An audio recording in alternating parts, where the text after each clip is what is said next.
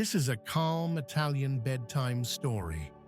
Let your eyes close and simply listen. Before anyone arrives in Manarola, Matteo is already outside. Not early, not late, just before the village remembers itself. The houses are still holding the night. Color exists, but quietly. Pressed into the walls, not yet released into the air.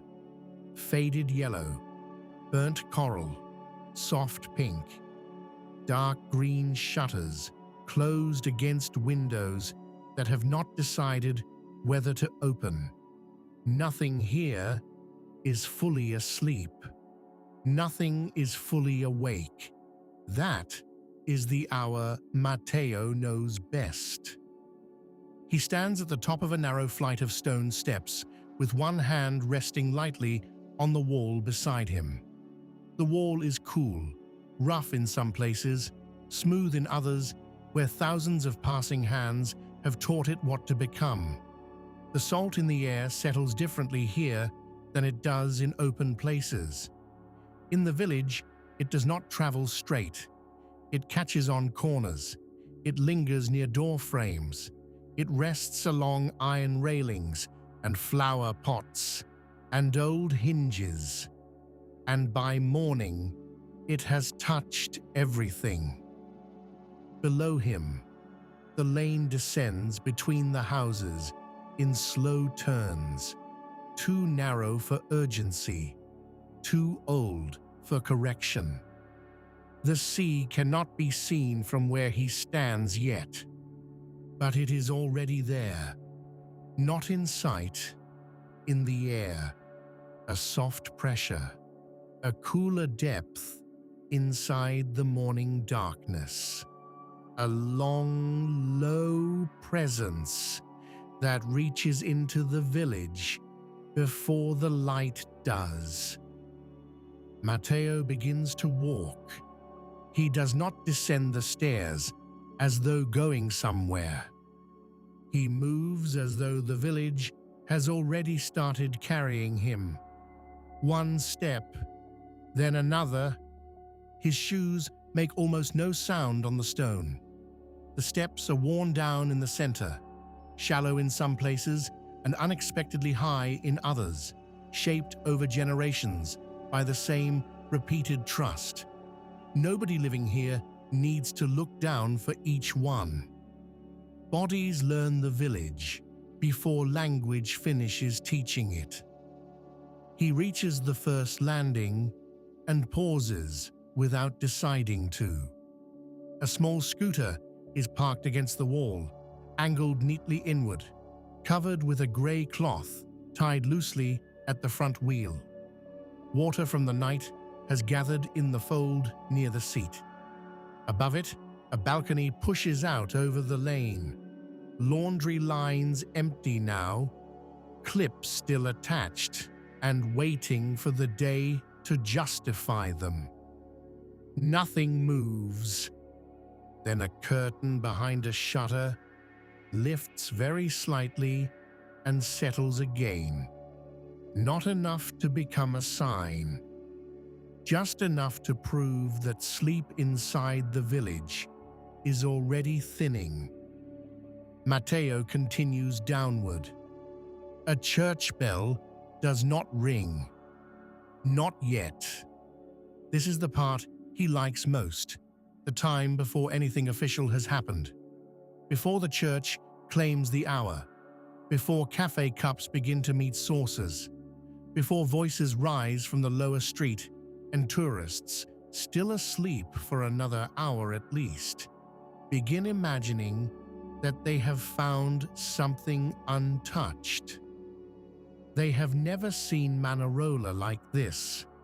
They know the photographs, the bright houses, the terraces, the boats pulled up like props beneath an impossible sky. But not this. Not the village before it arranges its face. Not the dampness held in the stone. Not the way windows stay closed just a little longer. Not the air moving upward from the water and through the alleys, like breath finding its way through teeth. Matteo turns into a narrower passage where the houses lean inward and the sky becomes only a dark ribbon above. The plaster here is older, flaked in places, repaired in others.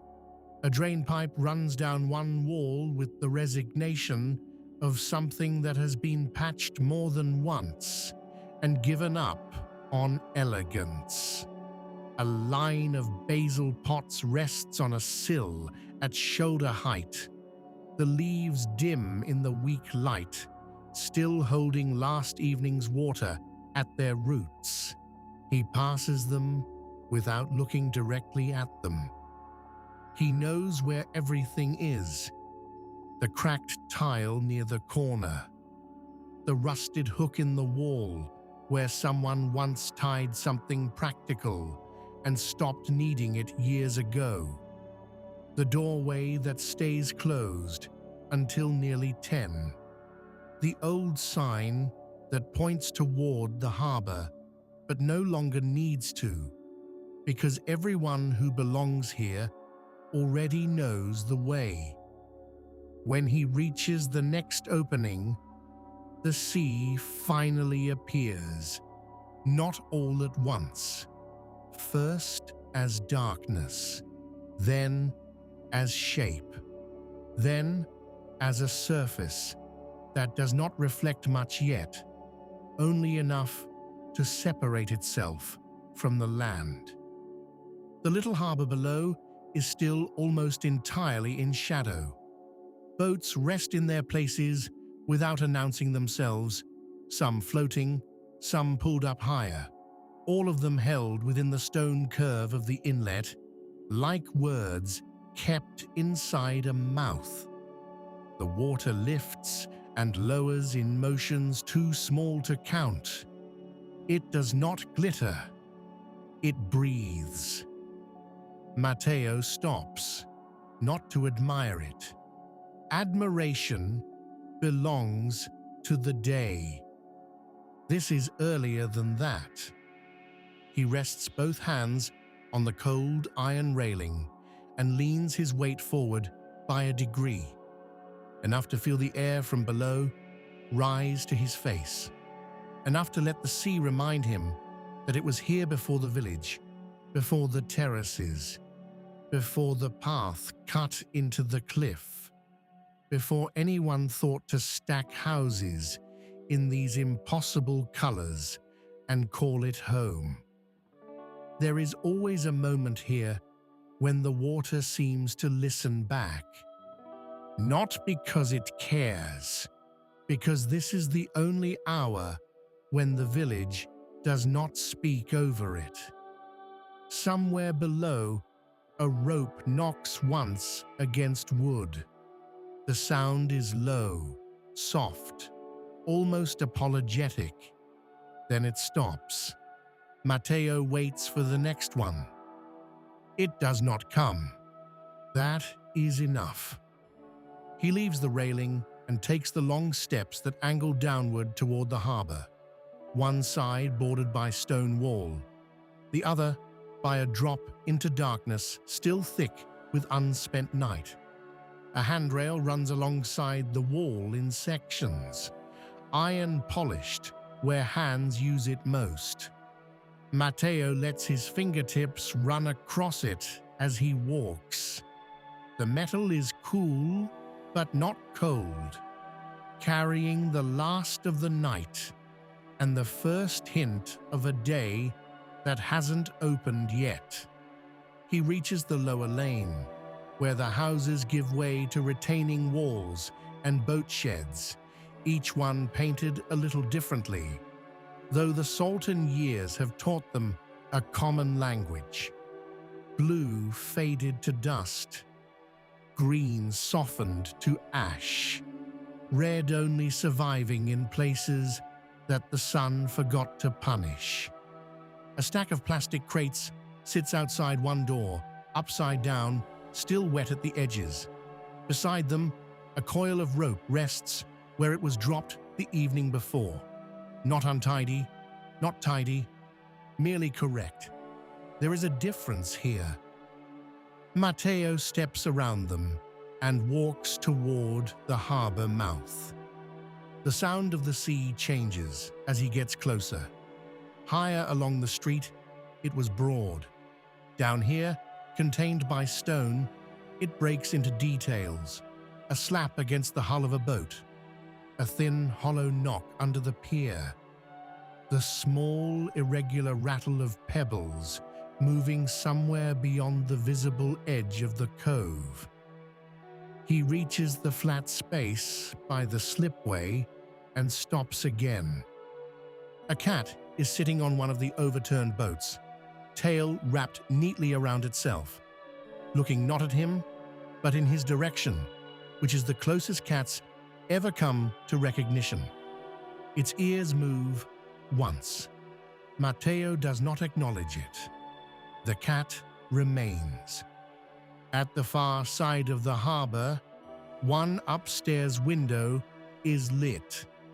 Not brightly, just enough. Someone else is awake. Maybe the widow who dries anchovies on that sill in summer. Maybe her son, who still wakes too early, even on days when there is no reason to. Maybe no one visible at all, only a lamp left on in a room where sleep broke and did not fully return.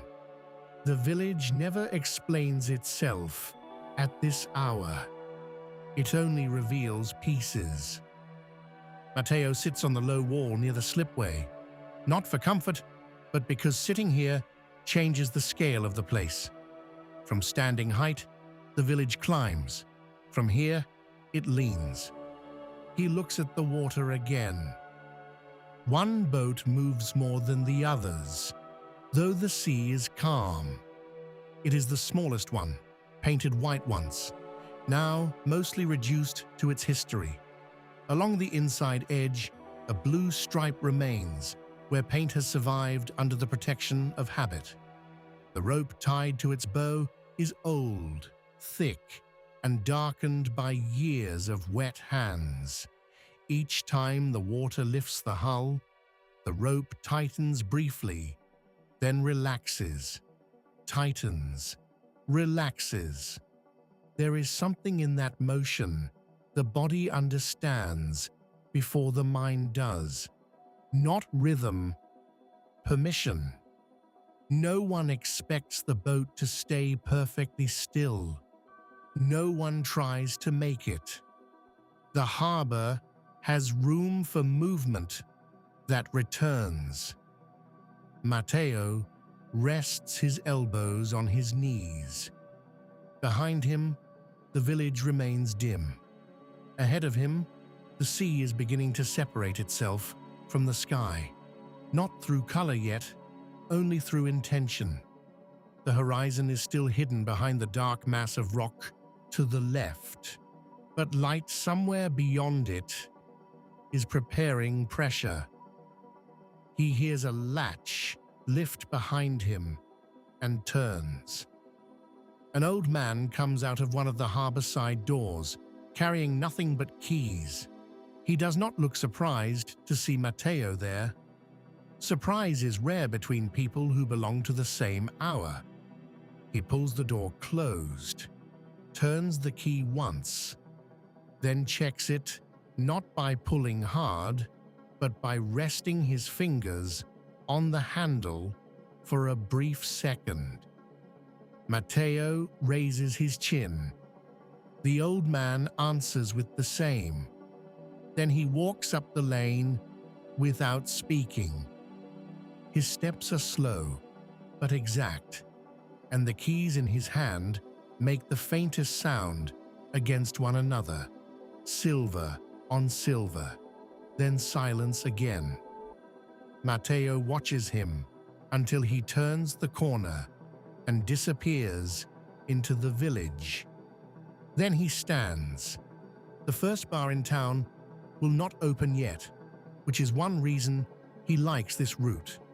If he were in another place, another story would begin now, with coffee and a counter and the certainty of familiar faces. But this morning is not built that way. This morning asks for distance before company. So he turns away from the harbor and takes the path that climbs not back into the village center, but out along the edge of the cliff where the terraces begin. The path is narrow and half stone, half earth, dry in some spots, damp in others where the night stayed longer. Small plants push through the edges: rosemary, wild fennel, a stubborn grass that survives more salt than reason should allow. The terraces rise above him in patient lines. Stone walls holding soil against the shape of the mountain. Vines in ordered rows. Wooden poles, wire. The evidence of work that only looks beautiful after it has been repeated long enough. That is the thing strangers misunderstand most, perhaps. They see the beauty and think beauty was the intention. But places like this were built first by necessity. The beauty arrived later and stayed because it had nowhere else to go. Matteo walks until the village is behind him, but still audible in small ways. A shutter opening, a dog answering something no human can hear. A bucket placed on stone. The sounds are still sparse enough that each one keeps its outline. Ahead, the path widens just enough for a small bench built into a retaining wall. He doesn't sit on it. Instead, he rests one hand on the back and looks east. Now, the change is visible. The black is no longer black. The sea is no longer only weight. The houses behind him, though unseen from this angle, are no longer sleeping inside pure night. Morning has not arrived, but it has begun to gather itself. This is what Matteo likes best about living here. Not the famous view, not the photographs, not the summer, not the names strangers say with wonder because they learned them from travel articles and train tickets. What he likes is this: the hour before visibility becomes certainty. The moment when the village still belongs to itself. He hears footsteps on the path behind him, light ones. A woman passes carrying a cloth bag and a jacket folded over one arm. She nods once without stopping. Matteo steps slightly aside to make room, though there is already enough. The gesture matters more than the space. She continues uphill toward the upper terraces and is soon gone around the bend. Her perfume does not remain, only soap and the faint smell of linen that has dried indoors. The light shifts again, still no sun, only the beginning of edges. Matteo turns back toward town. Now, as he descends the path, the village looks different. Windows that were dark are gray. Walls that were gray are colored. The harbor no longer holds the sea like ink. The boats are visible in themselves again. At the lower street, the first bar has finally opened. Not fully, The metal shutter is halfway up. A chair is being placed outside. A man inside is wiping the machine, though it does not need wiping. This too is part of beginning. Matteo does not go in. He passes. The smell of coffee reaches him anyway, moving into the street before the customers do. He smiles, but only with one side of the mouth, enough to register privately. At the bakery, the door is open now, and the first tray has been set near the entrance to cool. Focaccia, not yet cut, oil still reflecting weakly in the new light. The smell is immediate, clean, irresistible, without aggression. A woman inside turns, sees him, and lifts the tray slightly as if to say, yes, it is ready, and no, you are not early enough to pretend you are not waiting for it. Matteo lifts one hand in surrender. He keeps walking, not because he doesn't want the bread, because the morning still has one thing left. He climbs back through the narrow streets toward the upper part of the village, where the houses lean close, and the sound of the sea reaches only in softened fragments. The streets are no longer empty, but they are not yet public. Residents move through them with the invisible confidence of people crossing their own memory. A man waters basil on a sill. A child in socks stands at a doorway, blinking into the light. Someone shakes a cloth once from a balcony and leaves it hanging to breathe.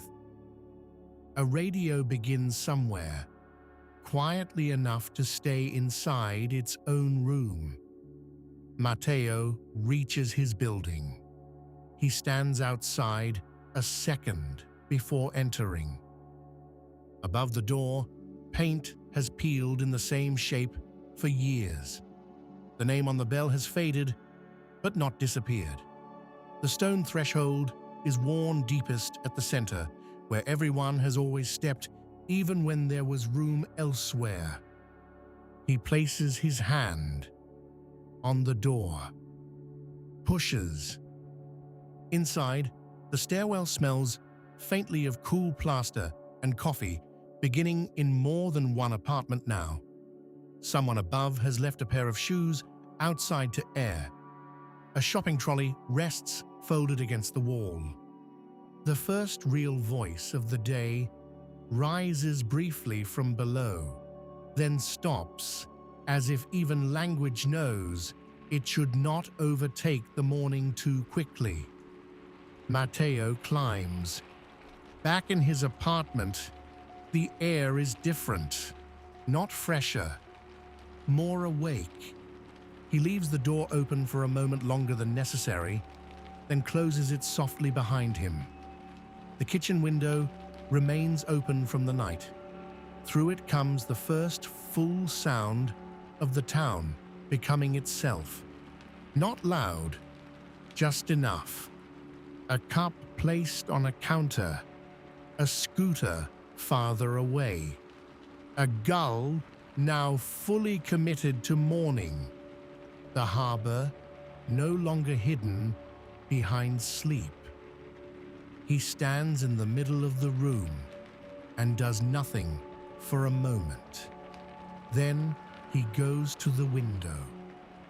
From here, between the houses, only a thin strip of sea is visible, but it is enough. The sea does not need to be fully seen to continue being present. He rests one hand on the sill. Below, Manarola is awake now. Not all at once, not as tourists will later think of it. No drama, no spectacle, just shutters, bread, steps, coffee, ropes, salt, stone. and Matteo, now back inside, carrying the village in with him exactly as it is, not needing to explain it, not needing to improve it, only to belong to it for one more morning before the day fills with other people's eyes, because this is the hour that remains his. And the village, before anyone arrives to admire it, belongs most fully to those who never needed convincing in the first place. More Italian bedtime stories coming very soon. If you enjoyed this moment of calm, subscribe and like the video for more gentle storytelling.